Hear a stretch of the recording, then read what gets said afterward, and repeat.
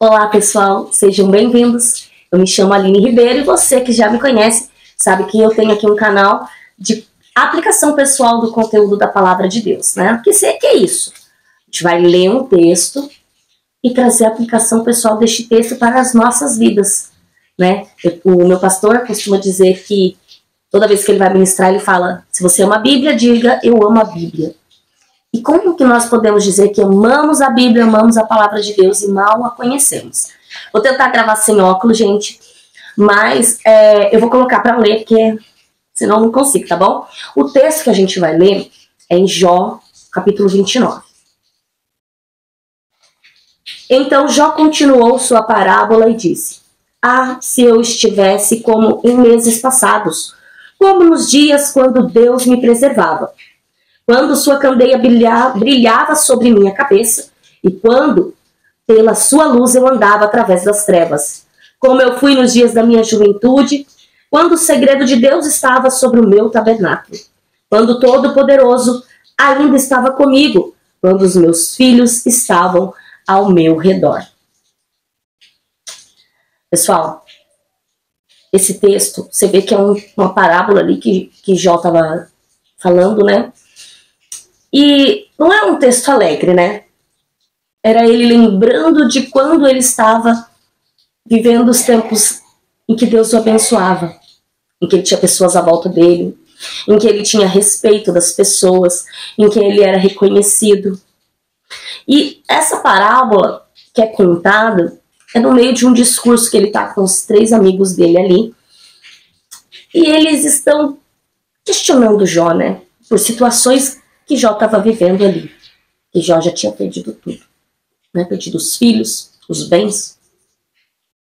Perdido a saúde. Ele estava doente, raspando suas feridas. Então ele estava ali no alto do pior momento da vida dele. E em meio às conversas, questionamentos, dúvidas, né? Até então, nesse cenário, Deus ainda não havia falado com Jó. Ele estava vendo tudo acontecer e apenas os questionamentos dos seus amigos. Amigos, né? Que achavam que ele estava passando por tudo isso porque alguma coisa ele havia feito de ruim. E por que eu resolvi trazer esse assunto hoje? É um assunto que, na verdade, mexe bastante comigo. Muitas vezes, quando eu fui gravar vídeos, eu fiquei relutante, inclusive para gravar esse. Mas, olhando para a vida de Jó e para as nossas provações, é óbvio que a gente não passa nem um percentual ridículo perto daquilo que Jó passou, né?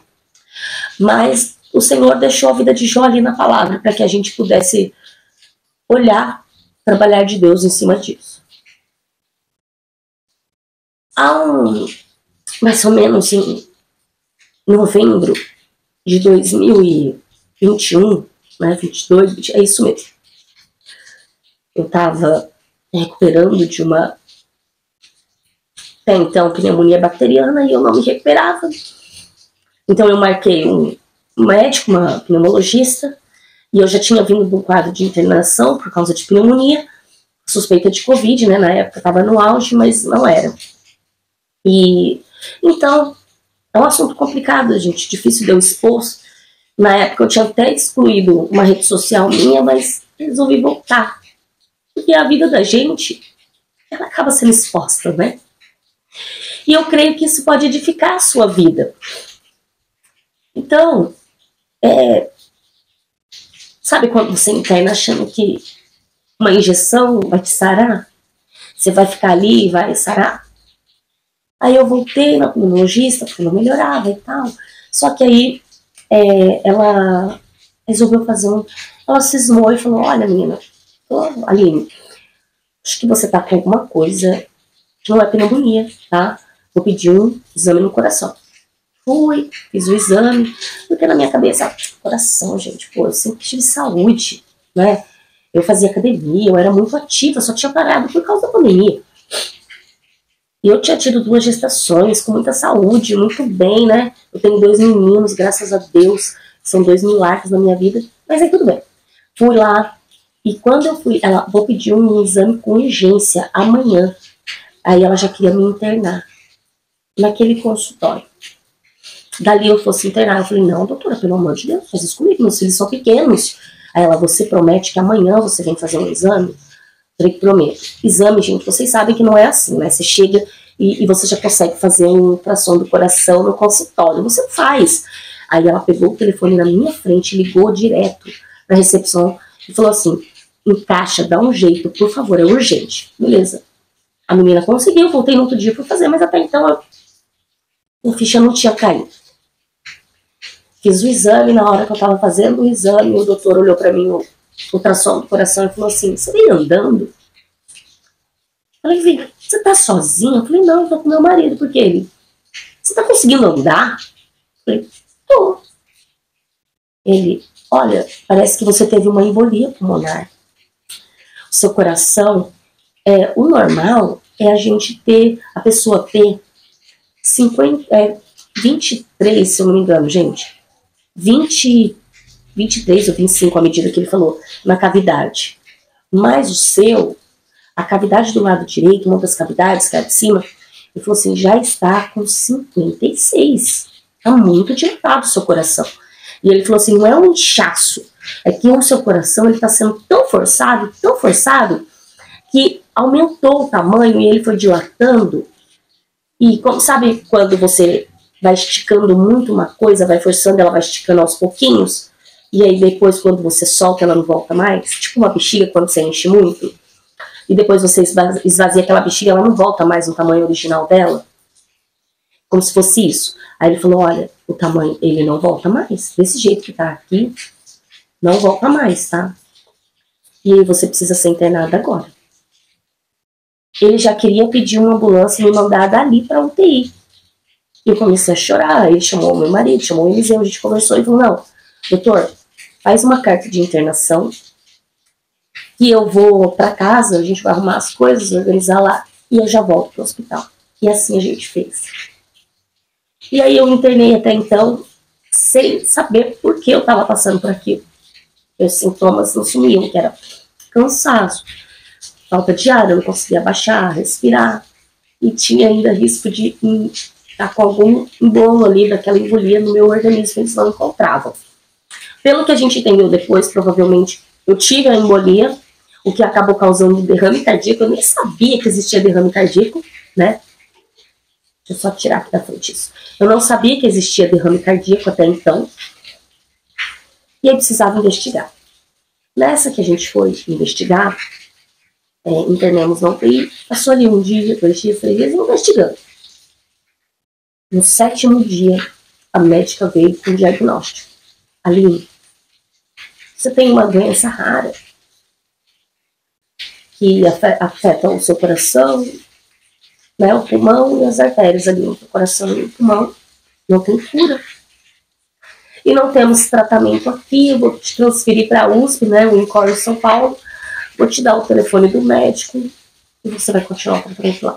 Ela falou mais coisa, gente, tá? Só que não dá pra gente explicar tudo. Beleza, fomos pra lá. Na primeira consulta, 30 dias, uns 20 dias depois, o médico fala pra mim, olha, a gente vai entrar com a medicação e vamos ver, né? Do jeito que você tá hoje, a estimativa da sua vida é em torno de uns 3 anos, mas a medicina pode evoluir muito, muita coisa pode acontecer, você pode viver mais anos, né? Mas vamos entrar com a medicação primeiro, porque a medicação vai te dar mais anos de vida. Eu disse, e aí nós entramos com a medicação de alto custo, tive que entrar com um pedido no SUS, porque é muito alto, né, a medicação, e conseguimos. E aí começamos com a medicação. Só que até essa medicação sair, até tudo acontecer, eu vim para casa. E eu via meus pés incharem, eu não conseguia baixar, não conseguia limpar minha casa direito, não conseguia cuidar dos meus filhos. E a gente foi levando. Tive muita muitas coisas foram acontecendo ali. Eu tinha medo de dormir e não acordar mais. E pensa bem, né? Eu não sabia nem o que pensar. Então, a gente se viu boa parte ali de todos os problemas que a gente estava vivendo ali, a gente se viu muito sozinho. Eu vou ser sincero pra você, teve gente que eu acho que pensou até que eu tinha morrido, tá? Eu cheguei a ouvir esses comentários, tá bom? Mas você que achou que eu morri, eu tô aqui, ó. Muitas pessoas, nós acabamos nos afastando das pessoas e as pessoas de nós, porque a vida continua pros outros. Eu não posso cobrar das pessoas estarem comigo vivendo a minha vida, porque a vida continua para os outros. Tem processos na nossa vida que eles são sozinhos. E eu aprendi muito nesse período com Deus. Muito. Muita coisa. E era um diagnóstico bem duro e eu me vi aqui em casa a ponto de quase mesmo bater as botas, como se diz, né? E eu não queria ir para o hospital, porque se eu fosse, eles iam me internar de novo. Eu não queria ficar internada longe dos meus filhos, longe das pessoas, né? Principalmente dos meus filhos. Então, muita coisa eu fingia que não estava sentindo, eu nem contava, tá? Às vezes eu não conseguia nem abaixar para pegar um brinquedo das crianças no chão, porque se eu abaixasse a sensação que eu tinha que eu ia perder o sentido. Tanta falta de ar que eu sentia e muitas dores, muita dor aqui no peito mesmo, como se fosse uma dor no coração, uma dor aguda, como se algo estivesse me espetando aqui assim, irradiava para minha coluna, muita dor. Eu não conseguia nem dormir direito de dor, eu não conseguia dormir deitada, eu tinha que dormir sentada por causa das dores, a falta de ar. Então saiu a medicação, comecei a tomar e eu comecei a sentir melhor, né? E aí fiz cateterismo pela jugular aqui, ó. Já fiz 2 por aqui, né? Não dá pra ver porque é um furinho fininho, que também bem chatinho de fazer. E de 3 em 3 meses eu tô lá, na USP, no INCOR. Me abriu os olhos pra muita coisa, viu, gente? Que a gente acha que, sabe, o desemprego é um problema. A gente acha que não ter dinheiro para uma roupa nova é um problema. A gente acha que não poder comprar um sapato novo é um problema. Não poder comer uma comida diferente é um problema. Fazer um passeio é um problema. E você começa a enxergar o que realmente é um problema.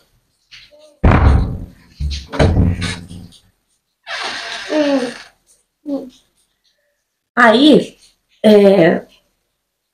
aí nessa, pessoal, para encurtar todo esse processo, toda vez que eu ia nas consultas, eu falava, doutor, e o meu coração? E o lado direito do meu pulmão, gente, já não estava quase nada sendo irrigado, tá? E eu sempre perguntava para ele, doutor, e o coração? E ele falava assim, não, é isso aqui mesmo, e não volta mais, tá? Não volta mais, porque dilatou muito e tal. E aí, um dia, há mais ou menos uns 6, 7 meses atrás, eu voltei, e aí eu vi o exame. Eu comecei a olhar e eu... Parece que tá menor, que tá voltando. E aí o exame tinha dado 40, eu tava com 56, o exame tinha dado 48, o tamanho daquela cavidade.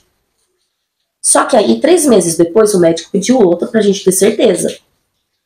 A médica que fez o 3 meses depois, lá no INCOR, na USP mesmo, tá? Especialista, tudo, muito bem, eles são especialistas, estudam afinco mesmo.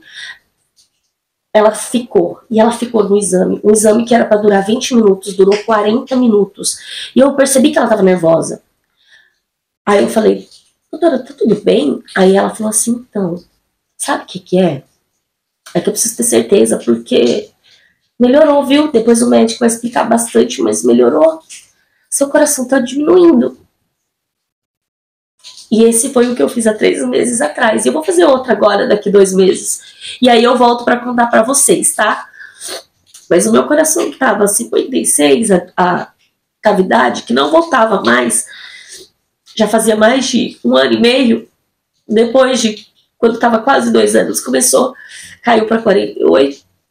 E agora está 42. E o próximo eu vou contar para vocês. E aí, eu me questionava como Jó, lembrando dos meus dias de saúde, lembrando dos meus dias de alegria. E tem coisa, gente, que eu quero concluir com tudo isso com vocês, muita coisa a gente só vai ter a resposta no céu, tá? Jó perdeu tudo, depois Deus deu tudo em dobro para ele. Mas e os filhos? Ele não teve 20 filhos depois, ele teve 10.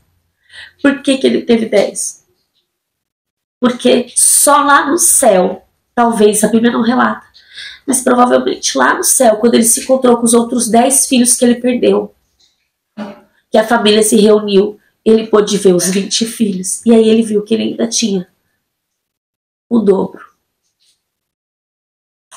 Então tem coisas que a gente vive que talvez você não vai ter a resposta. Se você perguntar para mim, Aline, você está curada? Eu não vou mentir para você, eu ainda não estou. Aline, você recebe questionamentos como o Jó recebeu? Recebo. Porque as pessoas acham que determinadas lutas são porque a gente está passando, não provações, mas porque a gente fez alguma coisa ruim e Deus está nos cobrando. Recebo sim esses questionamentos, mas eu tenho certeza que no tempo certo, na hora certa, ou se não for aqui, mas quando eu chegar lá no céu, eu vou saber o porquê de tudo isso. Então, se você está passando por algum problema, recebendo questionamentos, se vendo em amizades fingidas, amizades falsas, aqui como Jó, está passando por solidão, não se questione tanto. Entrega tudo. Não andeis ansiosos por coisa alguma. Antes tudo, fazer conhecidas as vossas petições diante do Senhor. Confia no teu Pai. Eu tenho certeza que logo eu vou ter boas notícias em relação a esse processo de saúde que eu estou vivendo.